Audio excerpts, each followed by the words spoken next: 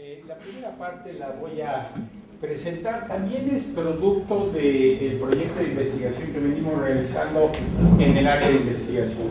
Nosotros lo que estamos tratando de hacer aquí es una serie de reflexiones en torno al uso de las nuevas tecnologías y cómo la utilizamos los profesores en la universidad, en concreto dentro del sistema modular en la UAM Xochimilco.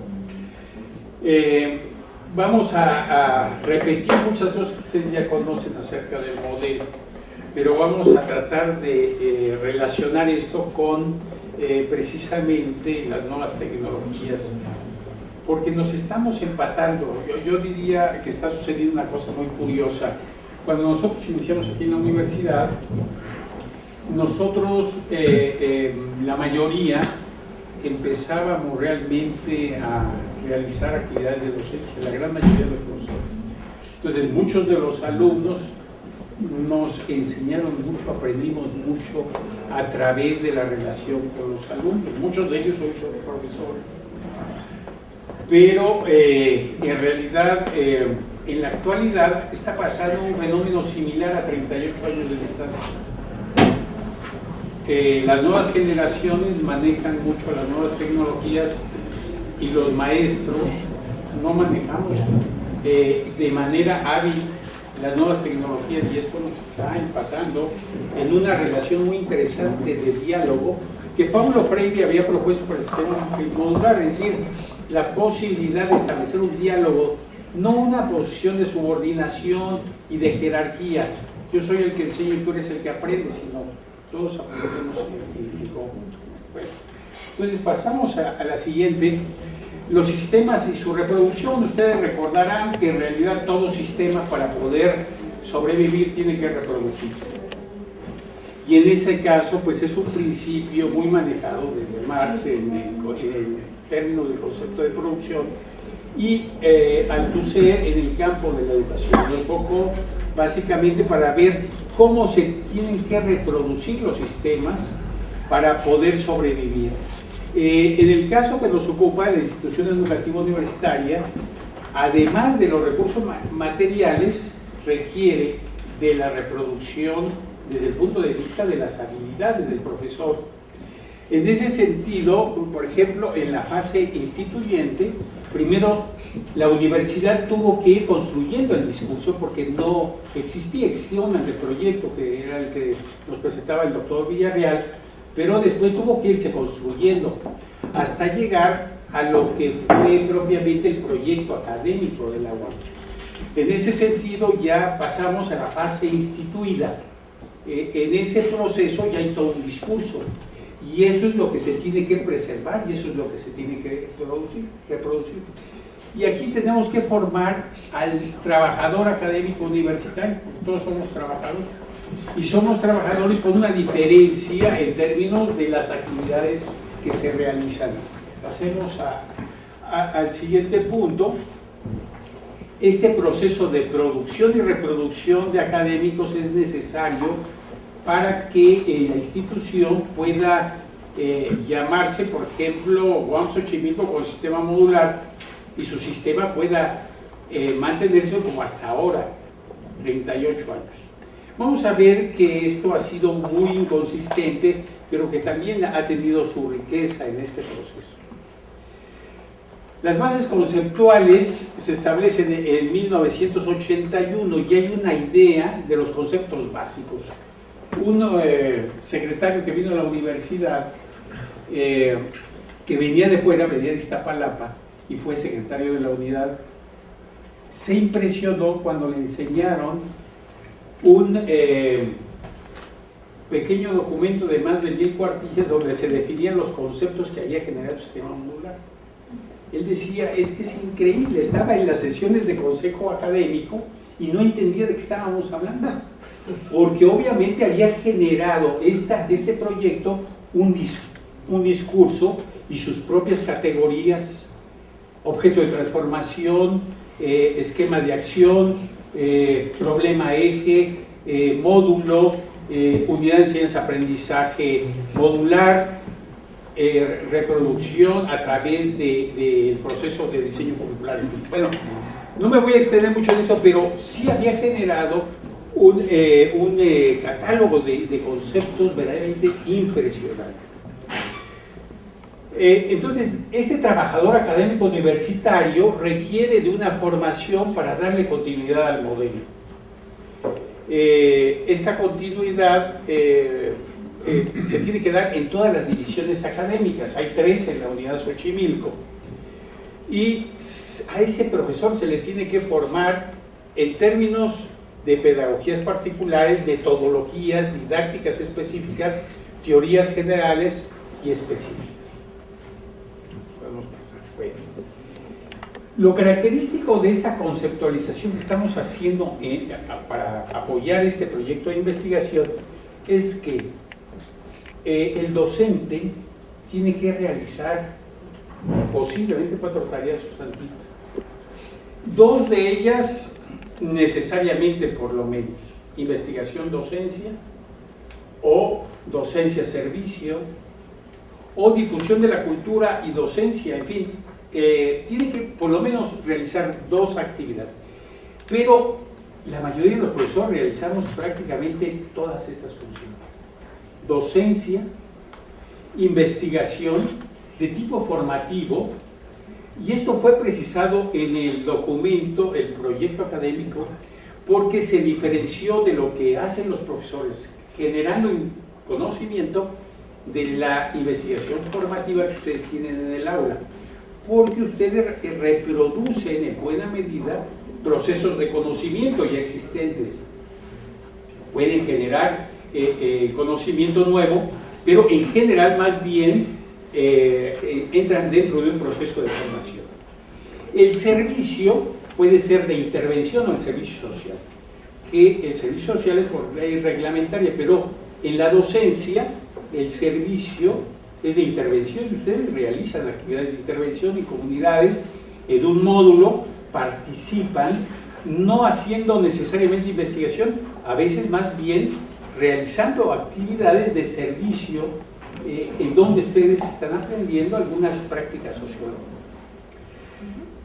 La difusión de la cultura en una extensión interna y externa. Uno de los baluartes o de la riqueza del sistema modular es que el investigador llega al aula y lleva el conocimiento que está generando él mismo y que está reconstruyendo a partir de lo que obtiene de su proceso de investigación. Es una fuente viva de conocimientos, pero al mismo tiempo él necesita emitirlo hacia afuera.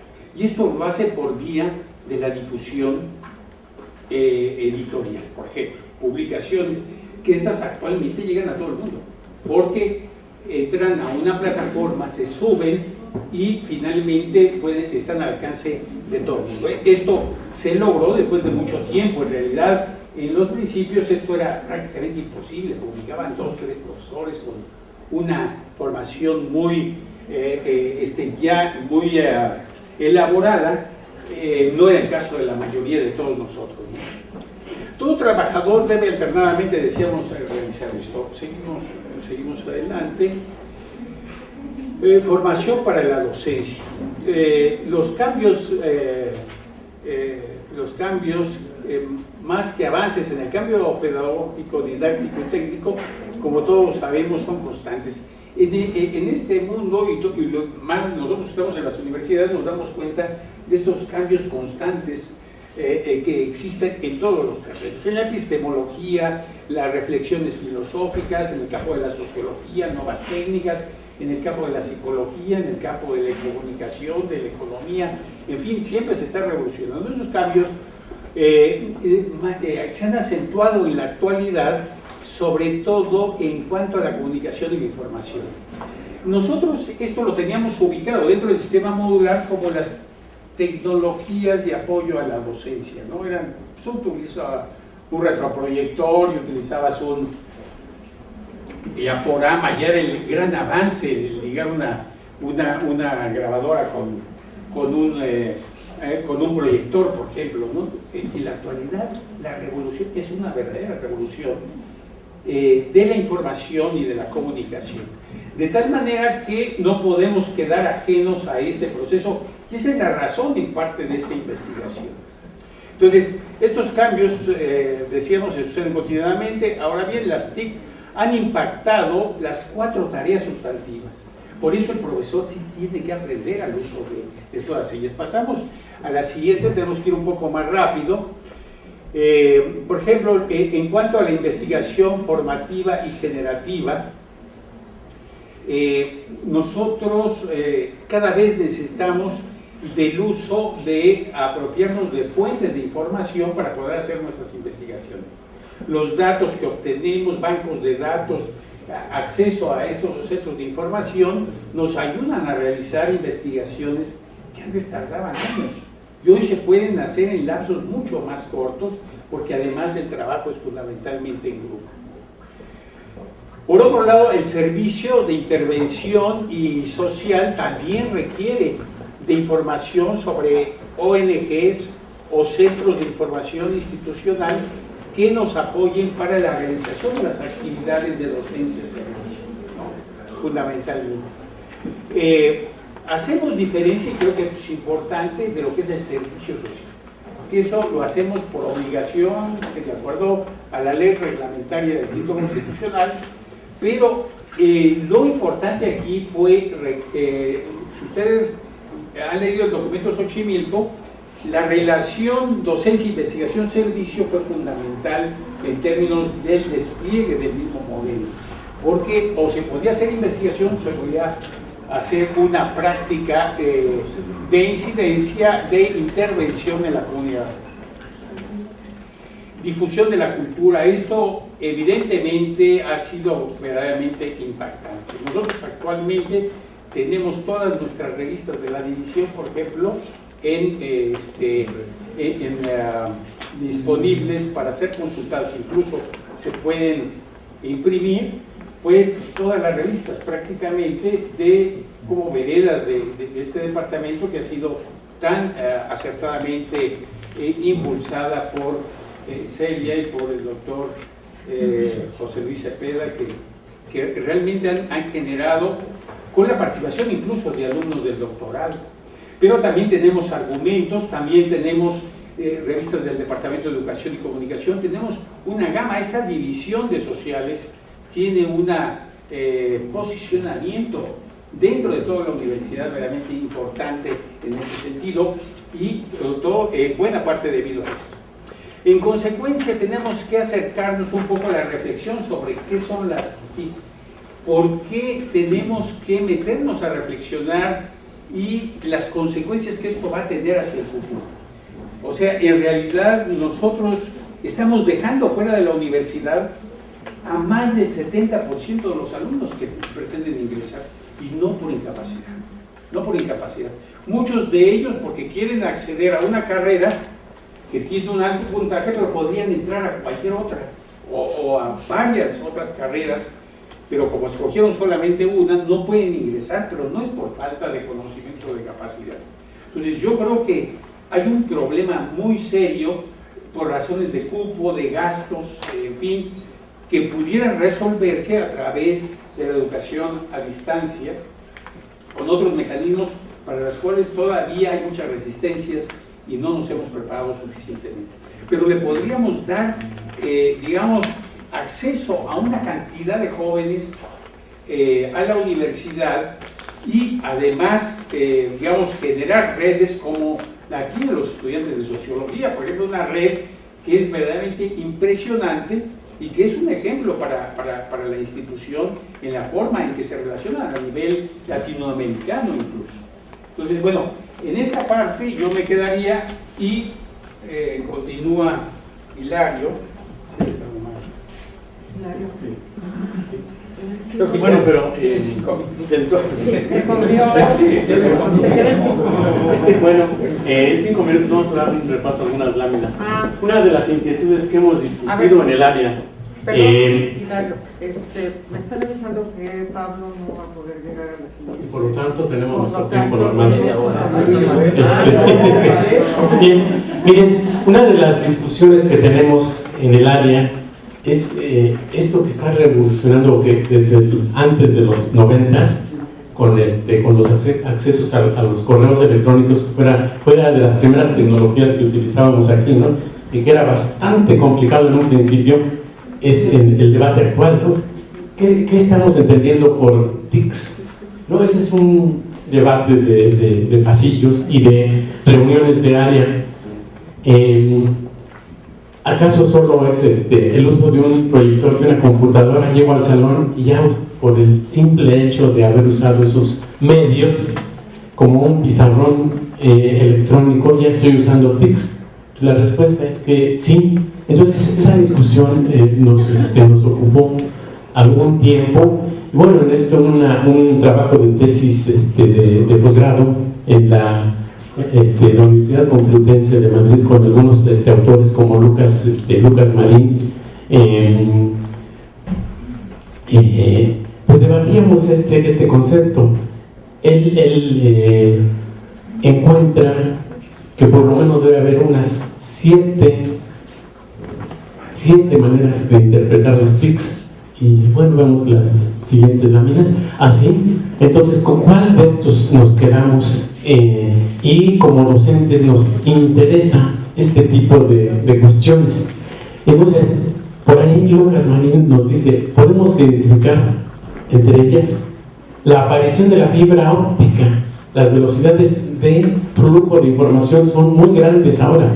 En un tiempo, pues los que teníamos este privilegio, ¿no? vía el teléfono, accesábamos o teníamos acceso a la información a 4 kilobytes por segundo, pero ahora estamos hablando de megas, y así las televisoras y los dueños del espectro radioeléctrico están manejando velocidades de banda ancha muy amplios. Entonces es debido a la fibra óptica y también al espacio o espectro radioeléctrico, en donde también la telefonía celular hace su aparición. Además, aquí habla Lucas Marín de los ordenadores, es decir, de lo que nosotros llamamos computadoras, como una TIC. Desde luego, la aparición de programas o paquetes para la operación de las computadoras, la digitalización de la información, que no es digitar la información, sino digitalizarla, pasarla a unos y ceros, a un código de lenguaje binario. La comunicación satelital, la telefonía celular y desde luego la aparición de la telaraña, o sea, el internet. Y entonces, buscar una propuesta actualmente completa de lo que son las TICs es complejo. De luego aparecen aquí una serie de empresas multimillonarias. Entonces también ese es otro aspecto, y lo discutimos en otro trabajo, en otra de estas ponencias, en donde empresas como Epson o como HP, como IBM, nos hacen consumidores de estos productos, que además son carísimos. Aparecen dueños de todos estos medios. Los hombres más poderosos del planeta hacen su aparición. Bill Gates, simplemente, ¿no? en este terreno de las TICs. Aparecen las televisoras, contra las cuales decía Miguel Ángel Granados Chapa,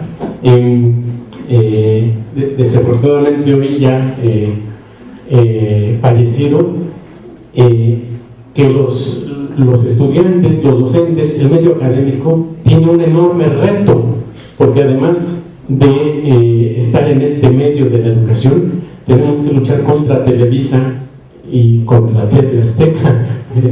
Es un problema, ¿no? Porque ¿quién no llega a su casa y pues en lugar de ponernos quizá a leer algún libro, algún artículo científico, que además las TICs han incorporado este tipo de información, prende el televisor pues para ver algunos de estos sistemas de entretenimiento, o simplemente internet, que también es otro de los elementos distractores en muchos casos. ¿Qué pasa entonces en el ámbito universitario? Si en las aulas sucede que la mayoría de nuestros compañeros estudiantes se están comunicando por estos medios a través de la telefonía celular. Entonces encontramos que había dos opciones: la enseñanza a distancia, la enseñanza presencial. En algún tiempo la enseñanza a distancia pues no es nada nuevo. En algún tiempo se hacía a través del correo postal, el clásico correo. Actualmente aparecen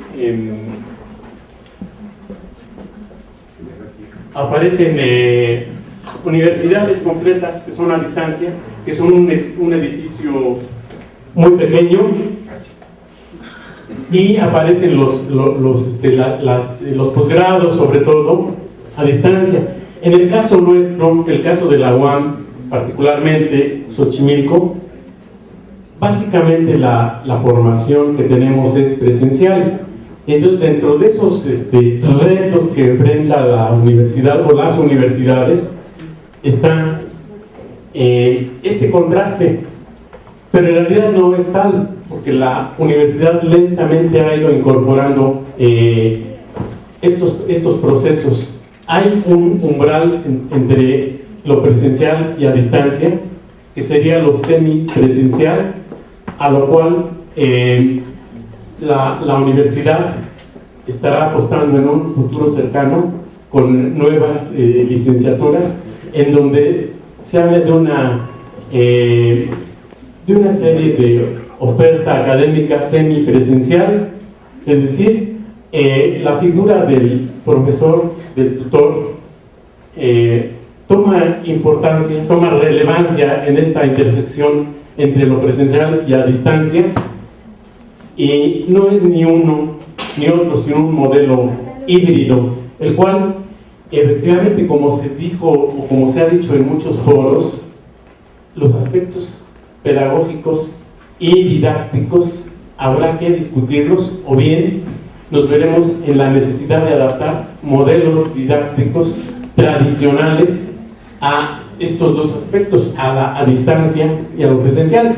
Y así entonces escuchamos el caso de paquetes didácticos de software de autoaprendizaje, pues que tiene mucha importancia. Entonces, ¿qué opciones tenemos para el uso de estas TICs en general? En el ámbito presencial, ¿acaso solo el uso de un proyector y de una computadora ya me resuelve y ya respondí a una pregunta que nos hace la universidad de si en el proceso didáctico hemos incorporado TICs? El hecho de haber usado la computadora, el proyector, y haber hecho uso de algunas bases de datos, me diría que sí. Sin embargo, la universidad paga millones para tener acceso a bases de datos, y esa información me da la impresión de que no fluye como la base de datos EBSCO. En general, la información de calidad tiene un costo, siempre lo ha tenido. Hace años aparecía un sistema de información que era el SECOBI, ¿no? que empezó con ACID. Actualmente las bases de datos a nivel mundial, con los artículos con factor de impacto, generalmente el idioma oficial para artículos científicos es en inglés y con revisión de pares. En el caso de lo semipresencial, cobra figura la asesoría, la tutoría. Hace tiempo también hacíamos una de estos pequeños estudios con grupos piloto, y dentro de la enseñanza a distancia, resulta que en la UAM Xochimilco por el estudiante no es muy bien vista. Aún ahí hacíamos algunas preguntas, como el de decir si se evitaría el que un profesor llegase de mal humor al aula, y entonces mediante la enseñanza a distancia, pues yo únicamente trato con la computadora. Con la enseñanza a distancia probablemente pasaría eso. No, resulta que hay un efecto entonces, por la simple presencia del profesor en el aula, algo hay de impacto que por lo menos en este tiempo, era más o menos el 2007, los estudiantes decían: preferimos al profesor en el aula, recibimos de enseñanza presencial y no a distancia. La razón es un elemento que se llama didactogenia, y entonces pasa que la enseñanza a distancia no se ve muy bien, no hasta este momento, sino la comunicación cara a cara es uno de los elementos de mayor interés, la discusión en grupo, la presencia de estudiantes y de alumnos. Entonces, probablemente la enseñanza a distancia sea o plantee algunas propuestas de solución, en donde de esos 70 que se quedan sin acceso a la universidad, habrá algún mecanismo que pudiera llevarse a cabo a distancia. Esto también se ha conversado, y hay mucho interés por algunas de las autoridades de la universidad en ver si se abren licenciaturas a distancia o semipresenciales. Difícilmente podrían abrirse solo a distancia. La capacidad presencial está al tope, aunque vemos que en el turno vespertino vemos espacios vacíos, ¿no? Pero habría que debatir esto. Viendo que las TICs representan todos estos medios, las soluciones no van a poder ser aisladas, es decir, tendrán que verse aspectos de la pedagogía, de la didáctica, aspectos de las autoridades, aspectos también del comercio que se hace con estos medios. Esto desde luego tiene que ser institucional, colectivo, y los implicados, al menos dentro de las universidades, no nada más somos los que estamos dentro, sino los que están fuera. La educación es un proceso amplio, permanente y para toda la vida. Yo lo dejaría ahí.